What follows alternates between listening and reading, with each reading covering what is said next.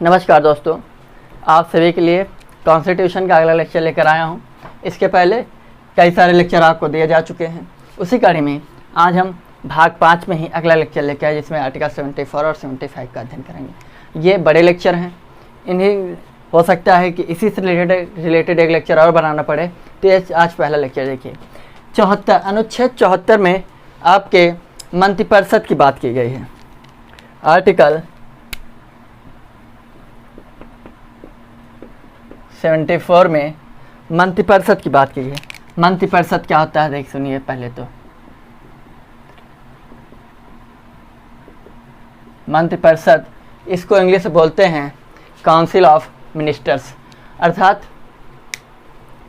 संविधान में ये कहा गया कि राष्ट्रपति की सलाह और उनके सहायता के लिए एक मंत्रिपरिषद गठित की जाएगी, जिसका अध्यक्ष या प्रधानमंत्री होगा। तो कई बार क्वेश्चन आपसे पूछ लिया जाता है डायरेक्ट सीधा कि मंत्रिपरिषद का अध्यक्ष या प्रधान कौन होता है, तो सीधा सा आपका जवाब होगा प्रधानमंत्री होते हैं। मंत्रिपरिषद और प्रधानमंत्री के बीच में जो एक सेतु यानी एक पुल, एक ब्रिज का जो काम करते हैं वो प्रधानमंत्री होते हैं। जवाहरलाल नेहरू ने कहा है कि केंद्रीय सरकार के केंद्र की धुरी प्रधानमंत्री होता है। ये जवाहरलाल नेहरू ने अपने शब्दों में कहा है कि जो प्रधानमंत्री होता है संविधान सरकार और राष्ट्रपति के बीच के केंद्र की धुरी होता है। तो बिल्कुल सही बात है, क्योंकि अगर ये भी सीधी सी बात कही गई है कि राष्ट्रपति कोई भी कार्य करेगा वो बिना मंत्रिपरिषद की सलाह के बगैर नहीं कर सकता है। जैसे कोई भी सलाह राष्ट्रपति को दी गई और राष्ट्रपति ने उस सलाह को मानने के लिए मना कर दिया, इनकार कर दिया, उससे रिलेटेड जब दोबारा कोई भी सलाह, कोई भी एडवाइस मंत्रिपरिषद राष्ट्रपति के लिए भेजेगी, तब फिर राष्ट्रपति उस कार्य को करने के लिए बाध्य होंगे। ठीक है, एक बार तो आप भेज सकते हैं वापस, लेकिन दोबारा जब उसी से रिलेटेड कोई भी सलाह आपको दी जा रही है तो आप उस कार्य को करने के लिए बाध्य होंगे। तो ये सारी चीज़ें आपको मंत्रिपरिषद में पढ़नी पड़ेगी, जो कि आर्टिकल 74 में सीधे सीधे कही गई हैं। तो मंत्रिपरिषद और एक शब्द होता है मंत्रिमंडल। मंत्रिपरिषद और मंत्रिमंडल में दोनों में बड़ा डिफरेंट होता है। आगे हम आपको बिल्कुल जो भी मतभेद हैं, जो भी कन्फ्यूजन है, वो सारे दूर कर दिए जाएंगे। तो आर्टिकल 74 में मंत्रिपरिषद, अर्थात इसको इंग्लिश में बोलते हैं काउंसिल ऑफ मिनिस्टर्स। आर्टिकल 74 देख लीजिए, 75। आर्टिकल 75 में जो अन्य मंत्री हैं और प्रधानमंत्री के साथ साथ सभी मंत्रियों के बारे में बताया गया है। अर्थात अदर मिनिस्टर्स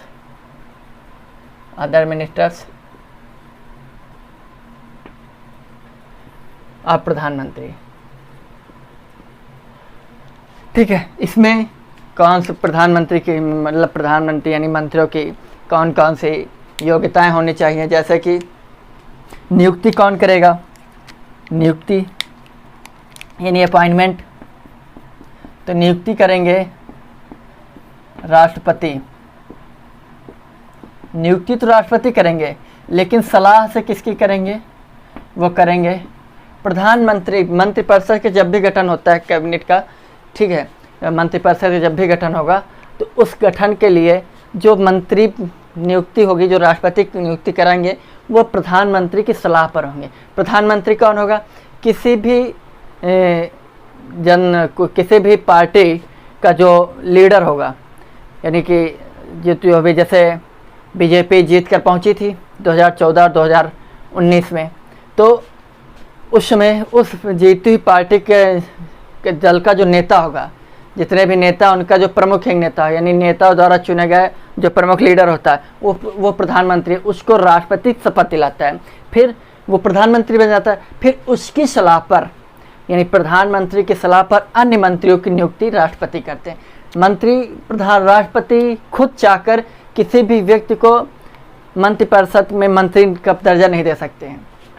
वो उसी व्यक्ति को शपथ दिलाएंगे, उसी व्यक्ति को नियुक्ति दिलाएंगे जिसको प्रधानमंत्री कहेंगे, अन्यथा किसी दूसरे व्यक्ति को राष्ट्रपति चाहकर नियुक्ति नहीं दे सकते हैं। ठीक है, तो इनका पद अवधि कितनी होती है, 6 माह।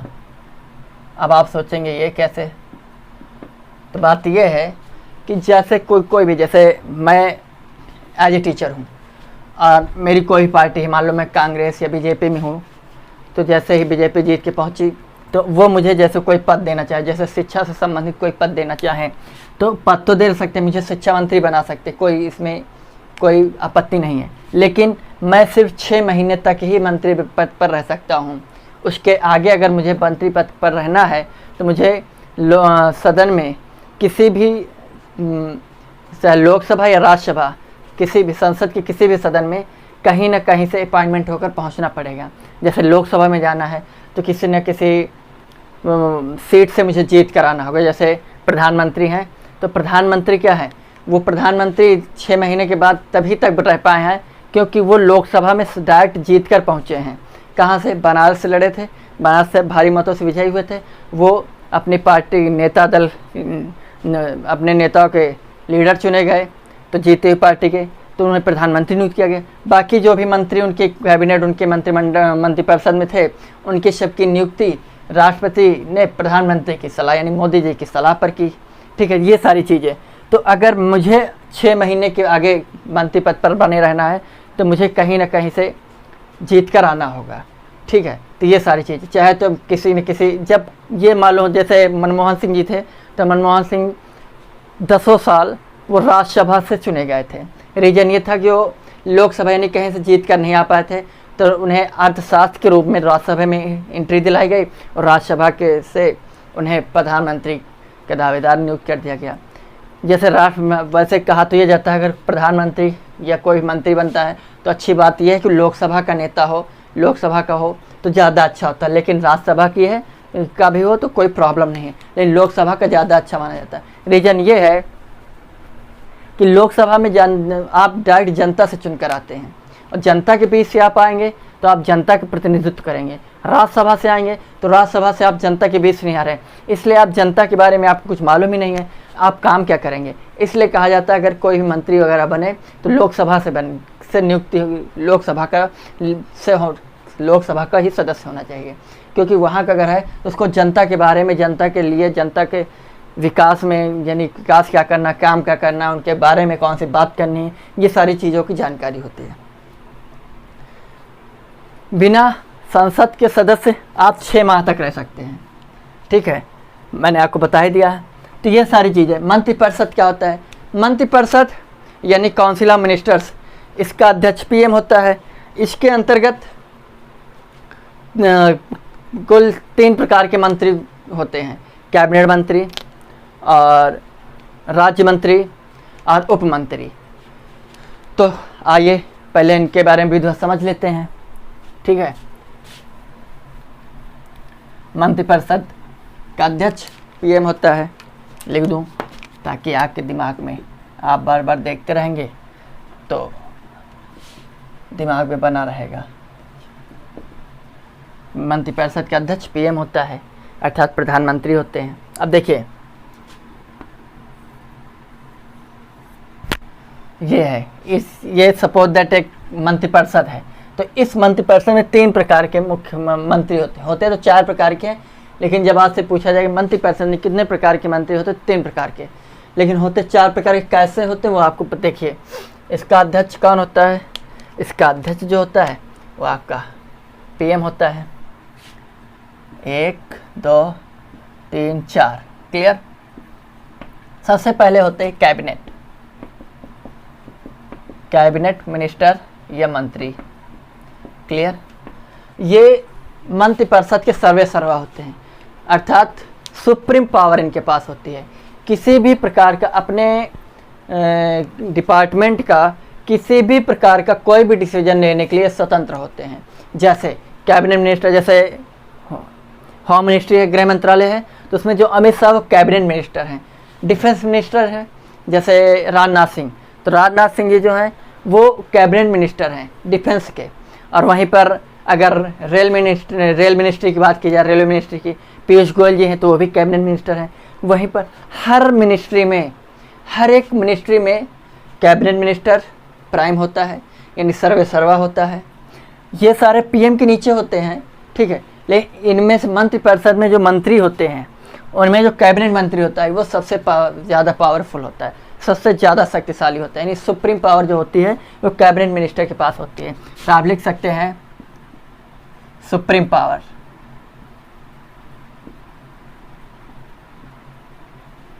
क्लियर? सुप्रीम पावर किसके पास होती है? कैबिनेट मिनिस्टर, यानी सर्वे सर्वा। एक चीज़ आपको बता दूं कि 1861 में उस समय कैनिंग था वायसराय, तो कैनिंग ने पोर्टफोलियो एक नियम लाया था, पोर्टफोलियो विभाग बना दिया था। कब? 1861 में। 1861 में कैनिंग ने पोर्टफोलियो विभाग बनाया था, पोर्टफोलियो डिपार्टमेंट। इसी पोर्टफोलियो डिपार्टमेंट ही से विभागीय चीज़ों का शुरुआत हुई है। इसके पहले कोई भी डिपार्टमेंट कोई भी विभाग नहीं होता था, सब कुछ ऐसे चलता था। एक प्राइम वाइसराय होता था या उसी को बोलते थे गवर्नर जनरल, उसी के अंतर्गत सारी चीज़ें होती थी। लेकिन 1861 में कैनिंग ने कहा नहीं, एक पोर्टफोलियो डिपार्टमेंट होगा। जैसे आप बोल रहे हैं गृह मंत्रालय, पोर्टफोलियो डिपार्टमेंट के अंतर्गत ही सारी चीज़ें आती हैं। ठीक है, गृह मंत्रालय मतलब उसी का एक रूप है ये, यानी डिपार्टमेंटल चीज़ें कहाँ शुरू हुई? 1861 कैनिंग के टाइमिंग से।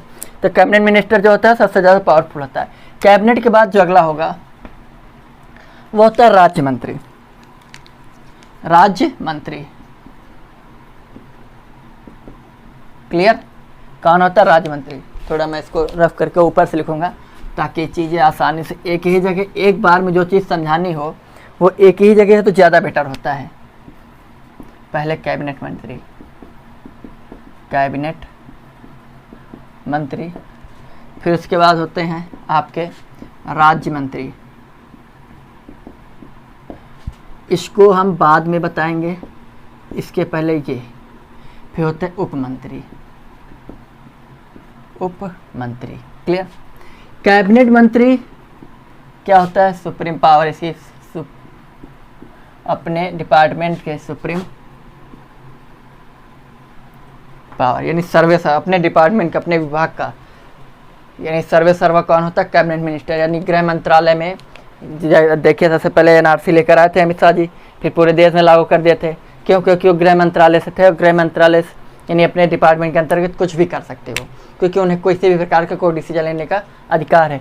लेकिन इनकी सहायता के लिए राज्य मंत्री क्या होते हैं? हेल्पर होते हैं। किसके? कैबिनेट मंत्री के। इनके सपोर्ट के लिए, इनकी सहायता के लिए राज्य मंत्री होते हैं।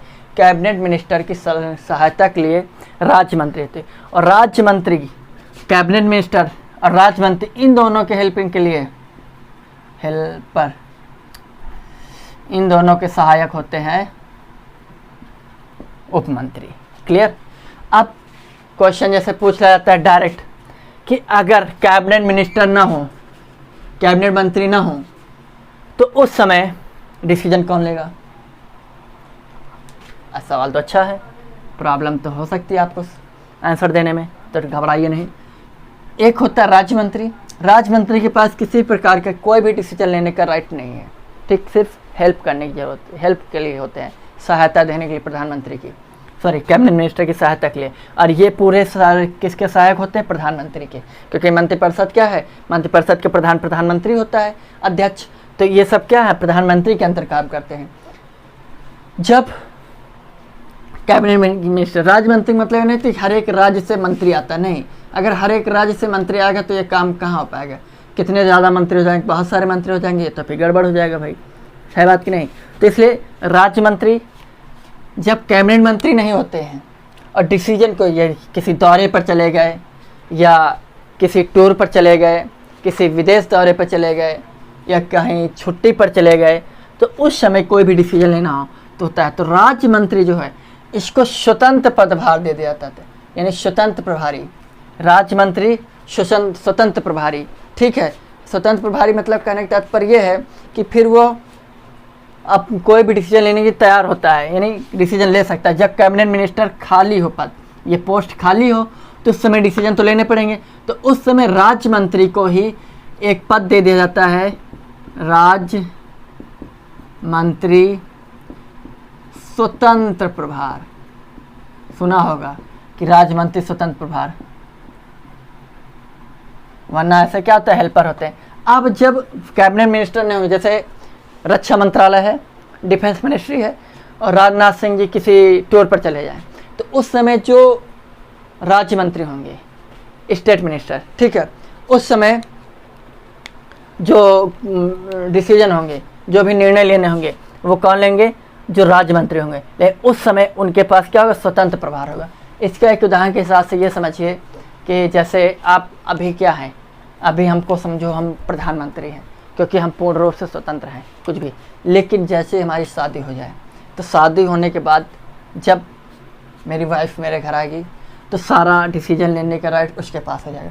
हम क्या हैं, राज्य मंत्री, हम एक हेल्पिंग के रूप में, कोई भी डिसीजन होगा टुकुर टुकुर निहारते रहेंगे, देखो क्या आता है, क्या होता है। तो उस हिसाब से जो डिसीजन होगा फॉलो करना। सपोज दैट वो किसी कुछ दिन के लिए अपने मायके चली जाती है, जब वो मायके चले जाती है, अब डिसीजन लेने का क्या मेरे पास है, अब मेरे पास स्वतंत्र प्रभार है। तो अब मैं क्या हूँ, घर का स्वतंत्र प्रभार हूँ, मैं अब स्वतंत्र हूँ, अब मैं सीना तान के चलूँगा, कोई भी डिसीजन लेने के लिए मैं स्वतंत्र हूँ। कब तक, जब तक वो अपने मायके में। लेकिन जैसे अपने मायके से वापस आ जाती, फिर मैं राज्य मंत्री बन जाऊँगा। तो वैसे ही समझिए राज्य मंत्री होते हैं, ठीक है। तो राज्य मंत्री स्वतंत्र प्रभार कोई स्पेशली एक पोस्ट नहीं होती है, वही राज्य मंत्री को ही स्वतंत्र प्रभार दे दिया जाता है। जैसे कैबिनेट मिनिस्टर कभी कभी 2 पद, एक ही अतिरिक्त पदभार दे दिया जाता है कभी कभी, ठीक है। तो अतिरिक्त पदभार क्या होता है, अतिरिक्त पदभार यह है कि 2014 में जब बीजेपी यानी एनडीए जब गवर्नमेंट बनाई थी, तो उस समय उसने किया ये था कि वित्त मंत्रालय और रक्षा मंत्रालय दोनों ही अरुण जेटली जी को के अंदर कर दिए थे। वित्त मंत्रालय और रक्षा मंत्रालय दोनों ही अरुण जेटली के पास थे। तो उस समय अगर वो उनके पास एक अतिरिक्त पदभार था अरुण जेटली जी के पास, वो कौन सा था, रक्षा मंत्रालय का। लेकिन बाद में अगर उनको लगता है कि हम इस पोस्ट को नहीं संभाल पाएंगे, तो जब वो पोस्ट को नहीं संभाल सकते थे, दो में से किसी को सपोज दैट, जैसे डिफेंस मिनिस्ट्री को नहीं संभाल सकते थे, तो डिफेंस मिनिस्ट्री कहाँ चली जाती, पीएमओ, अर्थात प्रधानमंत्री के अंतर में। पीएमओ का फुल फॉर्म होता है प्राइम मिनिस्टर ऑफिस। तो इसलिए आप देखिए ज़्यादातर जो मेन चीज़ें होती हैं वो पीएमओ के अंतर्गत चली जाती हैं। अर्थात जैसे कि इसरो वगैरह, नासा वगैरह, ये सारी चीज़ें ये किसके अंतर्गत आते हैं, प्रधानमंत्री अपने अंतर्गत रखते हैं। क्योंकि जब भी इसरो को कोई भी मिसाइल वगैरह लॉन्च करनी होती है या कोई भी उपग्रह छोड़ना होता है, तो हम लोगों को तभी पता चलता है जब वो छूटने वाली होती है, लॉन्चिंग का टाइम होता है। अगर ऐसे कई सारे मंत्रालय देखिए, जैसे कोई रेलवे बननी होती है, चलनी होती है, तो पहले अनाउंसमेंट हो जाता है रेलवे मिनिस्ट्री में। तो पीएमओ के अंतर्गत ये होता है, अगर कोई भी केस पीएमओ में चला गया, तो पीएमओ में कम से कम 200 एक्सपर्ट यानी अनुभवी एक्सपर्ट यानी एक्सपीरियंस होल्डर आईएएस लेवल के ऑफिसर्स कम से कम 200 पीएमओ के अंतर्गत आते हैं। तो इसीलिए कहा जाता है अगर कोई भी केस पीएमओ में चला गया कोई भी, तो ये कोई भी व्यक्ति बिल्कुल निशा खातिर हो जाता है कि अब जो भी डिसीजन आएगा बिल्कुल सही और सटीक आएगा, ठीक है। तो वो होता है पीएमओ। उप मंत्री क्या होते हैं, इनके सपोर्ट में होते हैं। तो समझ गए कि मंत्रिपरिषद में कितने प्रकार के मंत्री होते हैं, 3 प्रकार के होते हैं, कैबिनेट मंत्री, राज्य मंत्री और उप मंत्री। और राज्य स्वतंत्र प्रभार एक ही व्यक्ति को दे दिया जाता है जब कैबिनेट मिनिस्ट्री वाला यानी मेन मिनिस्टर यानी कैबिनेट मिनिस्टर जब का पद रिक्त होता है। या कभी कभी ये लगता है जैसे ये हुआ कि राजनाथ सिंह, जैसे कि क्या हुआ, कौन थे वो ख़त्म हो गए थे, हाँ रक्षा मंत्री थे, गोवा के मुख्यमंत्री थे, फिर उन्हें रक्षा मंत्री बनाया गया था, याद नहीं आ रहा, उनका नाम नहीं याद आ रहा है। तो वो जब ख़त्म हो गए, रक्षा मंत्री थे, तो जब वो ख़त्म हो गए तो अब वो पद खाली हो गया। अब उस समय चाहते तो जो राज्य मंत्री थे यानी जो थे उनको स्वतंत्र प्रभार दे दिया गया होगा, स्वतंत्र पद प्रभार। लेकिन अब अगर उनमें देखा गया जाता कि यार उनमें ये योग्यता है कि कैबिनेट मिनिस्टर बन सकते हैं, तो उनके पद को प्रमोट कर दिया जाता है, वो कैबिनेट मंत्री बन जाते हैं। लेकिन जब ऐसा लगता है कि नहीं, जो स्वतंत्र प्रभार है वो वाला व्यक्ति इस योग्य नहीं कि वो कैबिनेट मिनिस्टर बन सके, तो इसलिए या तो कैबिनेट मिनिस्टर नियुक्त किया जाता है या फिर उस मिनिस्ट्री को, उस मंत्रालय को पीएमओ में दे दिया जाता है, अर्थात उसको भी प्रधानमंत्री ही देखते हैं। तो प्रधानमंत्री जितने भी डिपार्टमेंट को देखते हैं उसको पीएमओ बोलते हैं, यानी प्राइम मिनिस्टर ऑफिस। ठीक, इतना समझ में आया। फिर एक शब्द होता है आपका, क्या बोलते हैं उसको, मंत्री परिषद और मंत्रिमंडल। वैसे भी एक चीज़ आप जान लो, मंत्रिपरिषद का हमारे संविधान में मंत्रिपरिषद शब्द का जिक्र तो है, लेकिन मंत्रिमंडल शब्द का जिक्र नहीं है हमारे संविधान में। मंत्रिमंडल शब्द का जिक्र नहीं है। देखिए, अब मंत्रिमंडल तो अपने मतलब मंत्रिमंडल बात ये हुई कि मंत्रिपरिषद में होता ये है कि मंत्रिपरिषद में सारी योजनाएं तैयार होती हैं, यानी डिसीजन लेने की तैयारी होती है, डिसीजन बनाए जाते हैं, निर्णय बनाए जाते हैं, लेकिन डिसीजन लेता कौन है? मंत्रिमंडल। हुआ ये कि इसमें कैबिनेट मंत्री, राज्य मंत्री, प्रभारी, उप मंत्री, ये सारे होते हैं। तो ये हुआ कि एक ऐसी कैबिनेट बनाई जाए, यानी कि ग्रुप ऑफ मिनिस्टर्स, कुछ मंत्रियों का ऐसा समूह बना दिया जाए, उसको बोलते हैं मंत्रिमंडल। मंत्रिमंडल इंग्लिश बोलते हैं ग्रुप ऑफ मिनिस्टर्स। ठीक है, ये हुआ कि कुछ ऐसे मंत्री मंत्रियों के एक ऐसा स्पेशल मंत्रियों का एक ग्रुप बनाया जाए जिनमें किसी भी प्रकार का डिसीजन लेने का मादा हो। तो वह अच्छा, तो फिर एक मंत्रिमंडल बनाया गया, कहा गया चलो एक ऐसी मंडली बना ली जाए। तो मंत्रियों की मंडली थी, इसलिए मंत्रिमंडल हो गया। ठीक, तब उसमें अब देखो ये तो अपना डिसीजन ले, तो ये भी क्या है, ये भी मंत्रिमंडल में आ गए। अब आप बताएं, भाई प्रधानमंत्री तो रहेंगे ही, उसमें कोई प्रॉब्लम नहीं है। आप ये मत सोचना मैंने प्रधानमंत्री का नाम नहीं लिया तो नहीं, प्रधानमंत्री तो भाई दोनों, मंत्रिमंडल तो ऐसे एक टेम्परेरी मंडल है, ग्रुप बना लिया गया ना, ये कॉन्स्टिट्यूशनल ये है, बट एज ए टेम्परेरी ये है। लेकिन ये क्या है, इसमें जितने भी मिनिस्टर्स होंगे वो वेल क्वालिफाइड होंगे। रीजन, अगर वेल क्वालिफाइड नहीं होंगे तो वो डिसीजन ले नहीं पाएंगे। यहाँ डिसीजन ये कहा गया भाई यहाँ कोई भी डिसीजन उससे संबंधित बातचीत होगी, ठीक है, लेकिन यहाँ पर उस डिसीजन को एक्शन में ले लिया जाएगा, यानी डिसीजन को ले लिया जाएगा। ठीक है, तो ये बोल सकते हैं आप कि ये निर्णय बनाएंगे और ये निर्णय लेंगे, यानी टेकर होंगे, डिसीजन टेकर। ठीक है,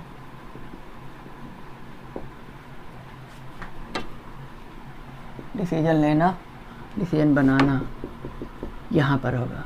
ठीक, तो एक तो कैबिनेट मंत्री होगी, यानी जिस भी डिपार्टमेंट के जो मंत्रियों का तो कंपलसरी है, क्योंकि ऑलरेडी इनके पास सारे राइट्स। अब आप बताएं इनमें से कौन ऐसा व्यक्ति आएगा जो मंत्रिमंडल में शामिल किया जा सकता है? बताएं, कोई भी ऐसा व्यक्ति है जिसमें आने के योग्य है?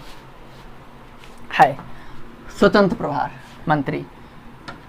ठीक, राज्य मंत्री स्वतंत्र प्रभार जो होगा वो आ सकता है, राज्य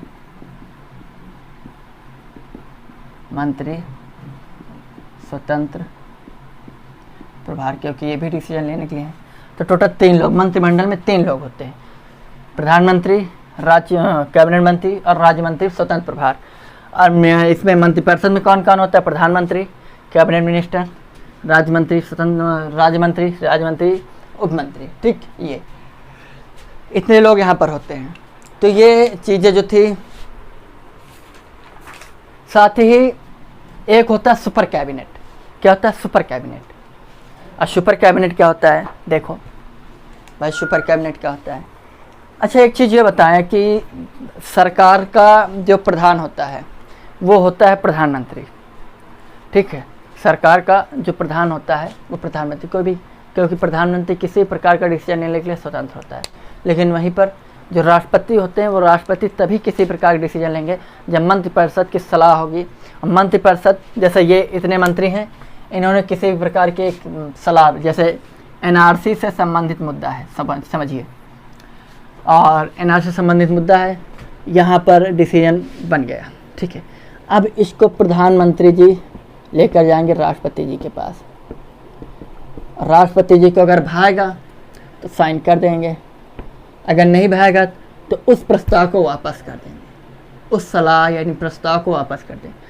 लेकिन अगर इसलिए वापस करते कि अभी इसमें सुधार करिए, फिर ये वापस आ जाएगा, फिर ये वापस लेके जाएंगे, तो दोबारा जब जाएगा तो राष्ट्रपति बाध्य होते हैं, समझ गए, उस पर काम करने के लिए।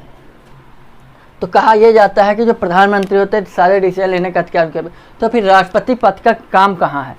आप खुद ही सोचिए कि सारे डिसीजन तो राष्ट्रपति प्रधानमंत्री ले लेते हैं। तो जब प्रधानमंत्री की सलाह पर ही नहीं चल रहा है तो ये पद बेकार में रखा गया। बेवजह इतने सारे पैसे, इनको 5 लाख रुपया हर महीने तनख्वाह दी जाती है, साथ में भत्ते और अदर फैसिलिटीज बेवजह जा रही हैं। इनका काम तब पड़ता है जैसे कि मंत्रिपरिषद डिसमिस कर दी गई, निरस्त कर दी गई मंत्रिपरिषद। अब नई मंत्रिपरिषद खत्म होना और नई मंत्रिपरिषद बनने के बीच का जो कार्यकाल है, उस समय जो भी डिसीजन लेने हैं वो राष्ट्रपति लेंगे। कौन लेगा? राष्ट्रपति लेंगे। समझ गए? ये इसलिए राष्ट्रपति पद का होना जरूरी होता है। फिर एक बार क्वेश्चन पूछा गया कि ऐसी कौन सी सिचुएशन होती है जब प्रधानमंत्री के शक्तियों का हनन होने लगता है? तो वो होता है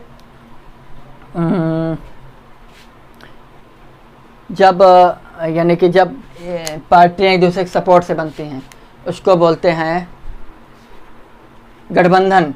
जब गठबंधन की राजनीति होती तो सब प्रधानमंत्री में की शक्तियों में सेंध लग जाती। जैसे भाजपा है, सपोज दैट इनको इतनी सीटें ना आए कि स्वतंत्र रूप से अपनी सरकार बना लें, अपनी सरकार बनाने का दावा ठोक सके, तो उस समय इन्हें किसी दूसरी पार्टी का सपोर्ट लेना पड़ेगा। जब सपोर्ट लेना पड़ेगा यानी गठबंधन करना पड़ेगा, और गठबंधन करने के लिए आपको कुछ ना कुछ शर्तें देनी पड़ेंगी। भाई दूसरी पार्टी तभी आएगी जब उसकी कोई कुछ शर्तें होंगी, तो उन शर्तों को आपको मानना होगा। जब आप मानेंगे तभी वो आपके सरकार बनाने में आपका सपोर्ट करेंगे। सपोज दैट वो आपका नहीं माने तो आप नहीं कर पाओगे। तो इसलिए प्रधानमंत्री क्या है, उनकी पार्टी के भी लोगों को मंत्री बनाते हैं। ठीक है। और एक चीज़ मैं बता दूं आपको, जो मंत्रिपरिषद होते हैं, मंत्रिपरिषद में टोटल सदन, जैसे ये होता है सदन है हमारा, लोकसभा, राज्यसभा है, तो लोकसभा के कहा गया है कि लोकसभा के कुल 15% ही लोग मंत्रिपरिषद में शामिल हो सकते हैं। यानी कि कितने, 545 हैं लोकसभा में सदस्य। वर्तमान में लोकसभा सदस्यों की संख्या 545 है, तो 545 के 15% व्यक्ति ही मंत्रिपरिषद यानी मंत्री बन सकते हैं। समझ गए? अब इसमें मंत्रिमंडल की बात नहीं की, मंत्रिमंडल क्या है, इसी से तो ये लोग जाएंगे, बात तो वही है। तो बात यहाँ है 15%, यानी 554 का 15% कितना होगा, लमसम आप निकालेंगे तो लमसम 80, हाँ 81.5 होता है, यानी 82 आदमी मंत्री बन सकते हैं टोटल, प्रधानमंत्री को इंक्लूड करके। समझ गए? तो 15% लोग टोटल मंत्रिपरिषद में मंत्री बन सकते, मंत्रिपरिषद में शामिल हो सकते हैं। समझ गए आप? ये डिसीजन लिया गया था 91वां संविधान संशोधन, 91वां संविधान संशोधन 2003 में, कि किसी भी सरकार में मंत्रिपरिषद में कुल लोकसभा का 15% ही शामिल होंगे। समझ गए? ये सारी चीज़ें। फिर एक बार ये हुआ कि मंत्री जो प्रधानमंत्री की सलाह पर बनेंगे, वो अगर जीत कर नहीं आ रहे हैं लेकिन फिर भी उनमें योग्यता है मंत्री बनने की, या प्रधानमंत्री चाहते हैं वो बने, तो 6 महीने तक तो रह सकते हैं। लेकिन उसके आगे अगर उन्हें बनना है तो उन्हें जैसे क्या, हाँ 2014 में स्मृति ईरानी थी, अमेठी से राहुल गांधी के सामने हार गई थी, लेकिन उन्हें शिक्षा मंत्री बना दिया गया था। कैसे बना दिया गया था? क्योंकि प्रधानमंत्री तो बना देगा शिक्षा मंत्री, लेकिन उसके बाद फिर उन्हें गुजरात की किसी सीट से जिताकर लोकसभा में एंट्री कराई गई, और वहाँ से उन्हें फिर आगे का कार्यकाल उन्होंने पूरा किया था। समझ गए? ये सारी चीज़ें होती रहती हैं। अगला सुपर कैबिनेट। सुपर कैबिनेट की बात की जाए तो सुपर कैबिनेट देखिए क्या होता है। आपके दिमाग में आ गया सुपर कैबिनेट, यानी कैबिनेट तो वो है जिसमें वो जो एक ऐसा व्यक्ति जो हर प्रकार के डिसीजन ले सकता हो, ऐसा मंत्री अपने मंत्रालय से संबंधित। लेकिन सुपर कैबिनेट वो होता है जो किसी भी मिनिस्ट्री से संबंधित डिसीजन ले सकता है।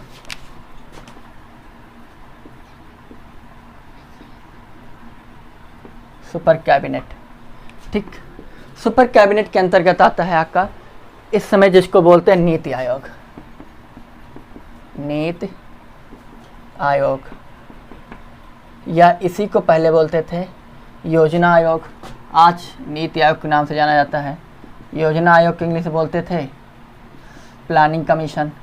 ठीक, नीति आयोग को सुपर कैबिनेट कहा जाता है। रीजन सुपर कैबिनेट ये होता है, इसलिए कहा जाता है क्योंकि जैसे रेलवे है, रेलवे मिनिस्ट्री है, तो उसमें किसी प्रकार का कोई भी डिसीजन, जैसे पीयूष गोयल है तो वो केवल और केवल रेलवे से संबंधित ही डिसीजन ले सकते हैं। अब वो चाह लें कि नेशनल हाईवे यहाँ से नहीं, यहाँ से हम पास कर देंगे, तो वहाँ पर उनका कोई भी कहना नहीं सुनेगा।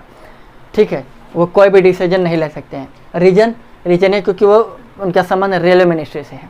रेलवे में कुछ भी करें, बुलेट ट्रेन चलाएं, कोई भी ट्रेन, हाई स्पीड ट्रेन चलाएं, लो स्पीड ट्रेन चलाएं, मीडियम स्पीड ट्रेन चलाएं, रेलवे स्टेशन बनाएं, बिगाड़ें, कोई भी ट्रैक बनवाएं या ना बनवाएं, कोई कुछ नहीं कहेगा। लेकिन वो भी किसी दूसरे डिपार्टमेंट में हस्तक्षेप नहीं कर सकते हैं। समझ गए? तो ये नीति आयोग के जो व्यक्ति होते हैं, नीति आयोग का जो अध्यक्ष होता है वो इसीलिए पीएम होता है। पदेन अध्यक्ष पीएम होता है क्योंकि पीएम क्या है, किसी भी डिपार्टमेंट में कोई भी डिसीजन ले सकता है। ठीक है, इसलिए नीति आयोग को पीएमओ के अंतर्गत रखा गया है। तो नीति आयोग कुछ जो भी मेंबर होते हैं वो क्या करेंगे, रेलवे से संबंधित डिसीजन ले लेंगे, अस्पताल खोलने से संबंधित डिसीजन ले लेंगे, यूनिवर्सिटी खोलने से संबंधित डिसीजन ले लेंगे, एयरपोर्ट बनाने से संबंधित डिसीजन ले लेंगे। ठीक है, यानी कोई भी डिसीजन ले सकते हैं। इसलिए इसको क्या बोलते हैं, सुपर कैबिनेट। यानी हर प्रकार के डिसीजन लेने की इनके पास शक्ति होती है। लेकिन एक अर्थशास्त्री थे के संथानन अर्थशास्त्री थे, तो इन्होंने कहा था, इन्होंने ही नीति आयोग को सुपर कैबिनेट का दर्जा दिया था। यानी सुपर कैबिनेट इन्होंने ही कहा था।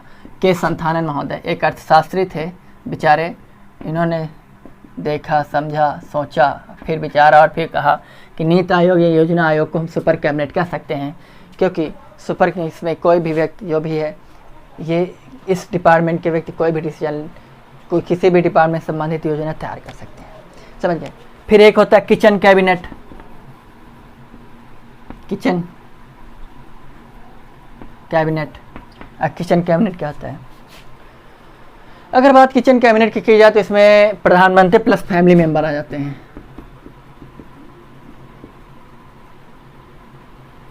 अगर आपको याद हो, एक बार सुर्खियों में था कि नरेंद्र मोदी की भतीजी का पर्स खो गया था। तो नरेंद्र मोदी की भतीजे का जब पर्स खो गया था तो पूरे गुजरात में फटाफट सीसीटीवी कैमरेज के माध्यम से मुश्किल से कुछ घंटों के अंतराल में पर्स खोज कर दे दिया गया था।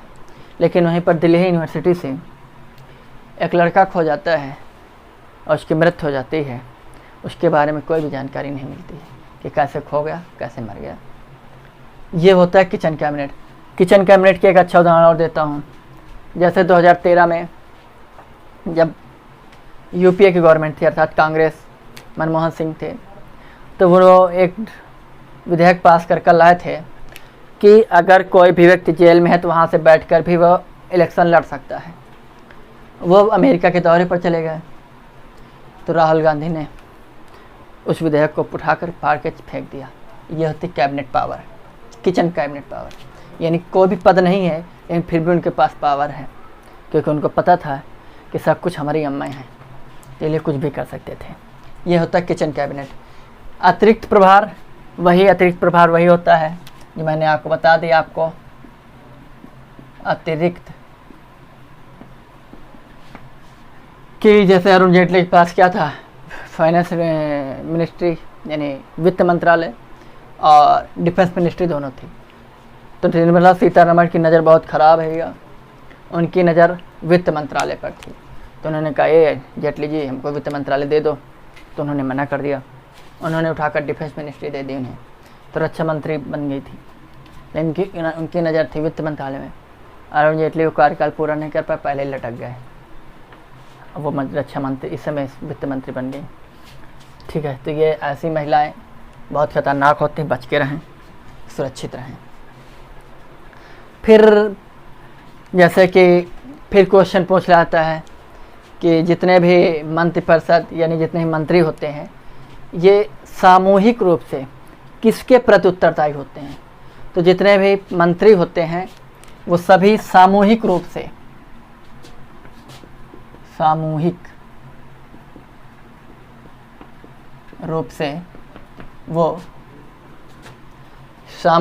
से ये लोकसभा के प्रति उत्तरदायी होते हैं। लोकसभा के प्रति उत्तरदायी हो। जैसे कोई भी सवाल आपको पूछना, आप चाहते हैं कि कॉमनली क्वेश्चन है और इसको पूछा जाए, तो आपको सदन में जाना, लोकसभा जाना होगा। वहाँ पर आप पूछ सकते हैं कोयला मंत्री से, क्योंकि कोयला मंत्रालय पीयूष गोयल के पास ही अतिरिक्त पदभार उन्हीं के पास है, कि बताइए भाई इतना ज़्यादा खनन हो रहा है, कहाँ जा रहा है कोयला, तो बताएंगे। या तुमने हाई स्पीड ट्रेन चलाने की बात तो की थी, बुलेट ट्रेन दौड़ाने की बात की थी, दौड़ी नहीं क्यों, तो बताएंगे। फिर वहीं आप पूछ सकते हैं भाई आप ही बताएं वित्त मंत्री जी कि जीडीपी हमारी इतिहास में पहली बार इतने माइनस में क्यों चली गई, तो उसका रीज़न वो बताएंगे। वो बताने के लिए बाध्य हैं, ठीक है। लोकसभा में प्रश्नकाल होता है, उसमें आप क्वेश्चन पूछ सकते हैं, तो सामूहिक रूप से सभी सुन सकते हैं। लेकिन व्यक्तिगत रूप से जो मंत्री होते हैं उसके किसके प्रति उत्तरदायी होते हैं? राष्ट्रपति के रूप के प्रति, राष्ट्रपति। जैसे अभी हाल ही में चीन में, भारत और चीन के बारे में गलवान घाटी में जो हाथापाई हुई थी, उससे संबंधित कोई भी जो सीक्रेट चीज़ें हैं वो राष्ट्रपति खुद रक्षा मंत्री को अपने यहाँ बुलाएंगे, स्पेशली पूछेंगे। अगर उन्हें भी सामूहिक रूप से सवाल पूछना है तो उन्हें भी लोकसभा आना होगा। लेकिन व्यक्तिगत सवाल पूछना है कि बताओ वहाँ कितनी सेना लगी, कितने सिपाही हमारे लगे हैं, अब वो सिपाही संसद में आकर चिल्ला देंगे भैया 1000 सिपाही वहाँ लगा है, चीन को खबर हो जाएगी तो अब 2000 भेज देगा, 5000 भेज देगा, कुछ भी कर दे। इसलिए व्यक्तिगत रूप से जो भी जानकारी होती है, आप जो ही मंत्री व्यक्तिगत रूप से किसके प्रति उत्तरदायी होते हैं? राष्ट्रपति। इस सामूहिक रूप से लोकसभा के प्रति उत्तरदायी होते हैं। समझ गए? तो ये सारी चीज़ें थी। उम्मीद करते हैं आपको इतना समझ में आएगा। अगले लेक्चर में आपको प्रधानमंत्री से संबंधित चीज़ें आपको बताई जाएंगी। प्रधानमंत्री की नियुक्ति कैसे होती है, कौन व्यक्ति प्रधानमंत्री बन सकता है, किस पार्टी के व्यक्ति बन सकता है, ये सारी चीज़ें, गठबंधन की सरकार क्या होती है, हर एक चीज़, हर छोटी बड़ी बारीकियाँ आपको बताई जाएंगी। इसलिए आप सभी का बहुत बहुत धन्यवाद। Thank you. जय हिंद, जय भारत।